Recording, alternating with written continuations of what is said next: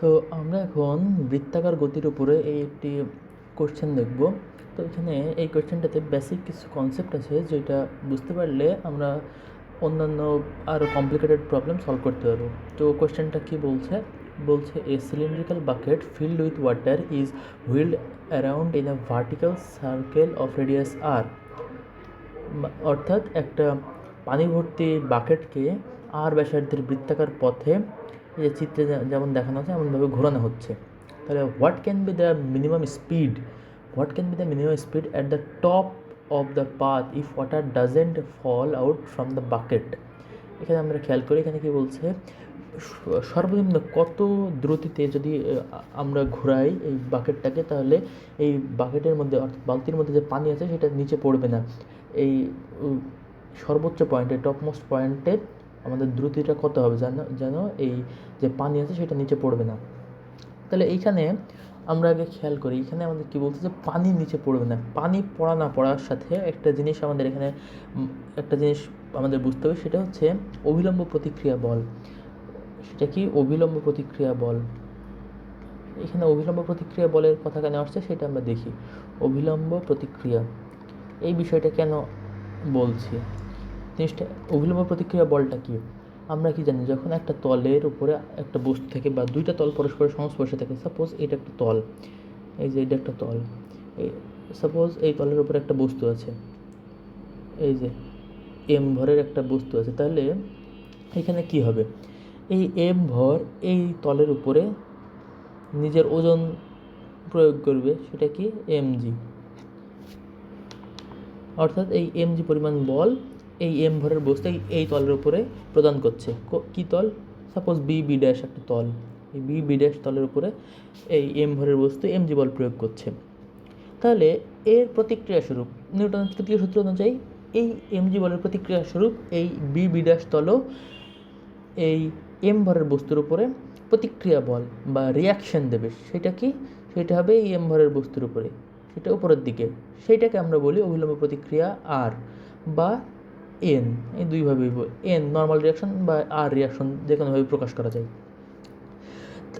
তবে এখানে আমাদের কি বিষয় মনে রাখতে হবে, যে এই এম জি আর বা এন দুইটা কিন্তু দুইটা ভিন্ন বস্তুর উপরে। এই আর বা এন হচ্ছে এম ভরের বস্তুর উপরে, বাট এই এম জি হচ্ছে এই তলের উপরে। এখন যদি আমরা শুধু এই এম ভরের ফ্রি বডি ডায়াগ্রাম আঁকি, তখন এম ভরের ফ্রি বডি ডায়াগ্রামে আমরা এই অভিলম্ব প্রতিক্রিয়া বলটা লক্ষ্য করব। তো এটা আমাদের কনসার্নিং বিষয় না। আমাদের এখানে কনসার্নিং বিষয় হচ্ছে যে দুইটা বস্তু বা দুইটা তল যদি পরস্পরের সংস্পর্শে থাকে, তাহলে তাদের লম্ব দিকে অবশ্যই অভিলম্ব প্রতিক্রিয়া বল থাকবে। এই অভিলম্ব প্রতিক্রিয়া বল কখন থাকবে, যতক্ষণ পর্যন্ত তাদের পরস্পরের মধ্যে সংস্পর্শ থাকবে। দুইটা দলের যদি প্রত্যক্ষ এবং সংস্পর্শ থাকে, তখনই কেবল অভিলম্ব প্রতিক্রিয়া বল থাকবে। বা এইভাবেও আমরা বলতে পারি বিপরীতভাবে, যে অভিলম্ব প্রতিক্রিয়া বল থাকলেই দুইটা বস্তুর মধ্যে প্রত্যক্ষ সংস্পর্শ থাকবে। তাহলে এইখানে যদি আমরা এই বাকেট বা বালতির চিত্রটা আঁকার চেষ্টা করি একটু, কি হচ্ছে বালতি আর পানির মধ্যে, সাপোজ এটা বালতি, সুন্দর হলো না, তাও আমরা এইভাবেই দেখি। এই যে এইখানে সাপোজ পানি আছে, এমনভাবে এইভাবে এই টপমোস্ট পয়েন্টের ভিউটা দেখছি আমরা, পানি আছে। এবার পানি যদি নিচে পড়ে যায়, তাহলে এই পানি আর এই যে বালতির তলের মধ্যে কোনো সংস্পর্শ থাকবে না। এবার সংস্পর্শ যদি না থাকে, তার মানে কি অভিলম্ব প্রতিক্রিয়া বল থাকবে না। এটাই তো একটু আগে বুঝলাম, যে অভিলম্ব প্রতিক্রিয়া বল না থাকলে দুইটা বস্তুর মধ্যে প্রত্যক্ষ সংস্পর্শ থাকবে না। তাহলে এইখানে আমাদের প্রশ্নে কী বলছে, if water doesn't fall out, যে মিনিমাম বেগ কত হবে বা দ্রুতি কত হবে যেন এই পানি নিচে না পড়ে। তাহলে পানির নিচে পড়ার শর্ত হলো যে অভিলম্ব প্রতিক্রিয়া বল থাকবে না, অর্থাৎ অভিলম্ব প্রতিক্রিয়া বল 0 হবে। আর পানির নিচে না পড়ার শর্ত হলো অভিলম্ব প্রতিক্রিয়া বল কোনো সময় 0 হতে পারবে না, অবশ্যই 0 হচ্ছে বড় হবে। অভিলম্ব প্রতিক্রিয়া বল তো নেগেটিভ হতে পারে না। তাহলে এন বারের মান অবশ্যই 0 হচ্ছে বড় হতে হবে। 0 হচ্ছে যদি বড় হয়, তাহলেই কেবল এই পানি এই বালতি থেকে এই টপমোস্ট পয়েন্ট থেকে পড়বে না। এটাই আমাদের কনসেপ্টটা কী হচ্ছে আমাদের এখানে বোঝার বিষয় কিন্তু এইটাই, যে এখানে অভিলম্ব প্রতিক্রিয়া বলের কোনো কথা তো প্রশ্নে বলাই নেই, কিন্তু আমরা এইটা নিয়ে কেন কনসার্ন হচ্ছে, যে এই অভিলম্ব প্রতিক্রিয়া বল যদি থাকে তাহলে পানি এবং বালতির মধ্যে সংস্পর্শ থাকবে, অর্থাৎ পানি পড়বে না। বাট অভিলম্ব প্রতিক্রিয়া বল যদি 0 হয়ে যায়, তাহলে পানি নিচে পড়ে যাবে। এটা আমাদের মূল ধরার বিষয়। তো এখন আমরা যেহেতু এটা বুঝতে পেরেছি, তাহলে এবার আমরা কোশ্চেনের দিকে যাই। এখন এই কোশ্চেনটা সলভ করার জন্য মেকানিক্স সার্কুলার মোশন নিয়ে যেহেতু কোশ্চেন এবং মেকানিক্সের পার্ট, তাহলে মেকানিক্সের বেশিরভাগ কোশ্চেন আমরা ফ্রি বডি ডায়াগ্রাম এঁকে নিই এবং কোশ্চেন পড়েই বোঝা যাচ্ছে যে ফ্রি বডি ডায়াগ্রাম আঁকতে হবে। তো এখানে এই যে ফ্রি বডি ডায়াগ্রামটা দেওয়াই আছে। তো এইখান থেকে যদি আমরা খেয়াল করি, এই যে এই টপ মোস্ট পয়েন্টের ফ্রি বডি ডায়াগ্রাম, এটা আমাদের সেকেন্ড পার্টের জন্য এখন না। তো এই অংশটুকু আমরা খেয়াল করি, এই অংশটুকু কী হচ্ছে, টপ মোস্ট পয়েন্টে যে বালতির মধ্যে যে পানি আছে তার ওজন নিচের দিকে, সেটা কি এমজি। আর এই যে এই বালতির তল পানির উপরে যে অভিলম্ব প্রতিক্রিয়া বল দিচ্ছে সেটা হচ্ছে এন, নিচের দিকে এন। তাহলে এখান থেকে ফ্রি বডি ডায়াগ্রাম থেকে আমি যদি ইকুয়েশন লিখতে চাই তাহলে কী লিখতে পারবো, এন আর এমজি তো একই দিকে, তাহলে এন প্লাস এমজি এইটার সমান কী হবে। এখানে এই বালতিটা তো বৃত্তাকার পথে ঘুরছে, তাহলে বৃত্তাকার পথে আমরা কি জানি যে বৃত্তাকার পথে যদি কোনো বস্তু ঘোরে তাহলে তার কেন্দ্রমুখী বল থাকে একটা, এবং কেন্দ্রমুখী বলটা কি হয়, কেন্দ্রমুখী বল কোনো নতুন বল না, সেটা কি কেন্দ্রের দিকে যতগুলো বল কাজ করে সবগুলো বলের লব্ধি বা নিট যে ফোর্স কাজ করে কেন্দ্রের দিকে সেটা। তাহলে এখানে কেন্দ্রের দিকে তো net force N plus m g, এই দিকেই কেন্দ্রের দিকে, তাহলে এইটা সমান সমান কী হবে, আমাদের কেন্দ্রমুখী বল এটা কি এফসি। এবার কেন্দ্রমুখী বলের মানটা যদি আমরা লিখতে চাই, এন প্লাস এম জি সমান সমান এম ভি স্কোয়ার বাই আর। এবার আমরা এন এর মান বের করার চেষ্টা করি, কারণ আমাদের তো এন এর মানই লাগবে। তাহলে m v square by r minus m g, N এর মান পেয়ে গেলাম। বাট এখানে আমাদের শর্তটা কি, যেহেতু আমাদের বেগ বের করতে হবে, এই যে এখানে ভি এর মানটা আমাদের বের করতে হবে, ভি মিনিমাম করতে হবে। তাহলে ভি মিনিমামের জন্য এখানে শর্ত কি দেওয়া আছে, ইফ ওয়াটার ডাজেন্ট ফল, পানি পড়বে না, তাহলে পানি না পড়ার শর্ত কি, N will always be greater than zero. তাহলে এই শর্ত অনুসারে আমরা এখানে লিখতে পারি m v square by r minus m g greater than zero. তাহলে এখান থেকে আমরা কি লিখতে পারি, আমরা এম কমন নেই, m into v square by r minus g is greater than zero. তাহলে এখান থেকে কি লিখতে পারি, v square by r greater than g, v greater than root over আর জি। তাহলে এখানে আমরা এই যে অসমতাটা পেয়ে গেলাম। এখানে সর্বনিম্ন মান আমাদের কী হতে পারে, ভি মিনিমাম, এখানে ভি মিনিমাম কী হতে পারে, রুট ওভার আর জি। রুট ওভার আর জি থেকে একটু বেশি যদি হয় তখন থেকে আর পানি পড়বে না, এটা হবে আমাদের মিনিমাম স্পিড। আর এর থেকে যদি আরও কম স্পিড হয় তাহলে পানি পড়ে যাবে, এটাই আমাদের অ্যান্সার। আশা করি এটা বুঝতে পেরেছি আমরা।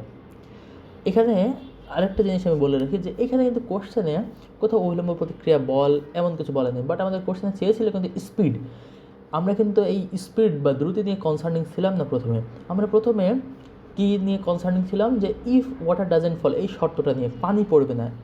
তাহলে আমি এই কথা বলে এটাই বলতে চাচ্ছি যে একটা প্রবলেম কোশ্চেন যেটা সবসময় সেই পদ্ধতিতে আমাদের অ্যাপ্রোচ করতে হবে এমন কোনো মানে নেই।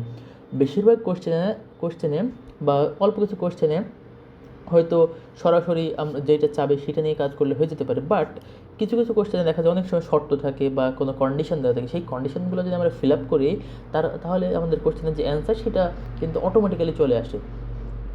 কারণ ওই কোশ্চেনে ওই কন্ডিশনটা ওই জন্য দেওয়া যেন কোশ্চেনটা সলভ করা যায়, এবং ওই কোশ্চেন সলভ করার জন্য ওই শর্তটা পূরণ করা খুব জরুরি। এই জন্য আমরা যে শর্তগুলো আছে সেই কোনো কোশ্চেনে যে শর্তগুলো থাকে বা কন্ডিশনগুলো থাকে সেইগুলো আগে ফিল আপ করার চেষ্টা করব, তাহলে আমাদের যে কোশ্চেনে যেটা চাওয়া হচ্ছে সেটা তাড়াতাড়ি বের হয়ে যাবে।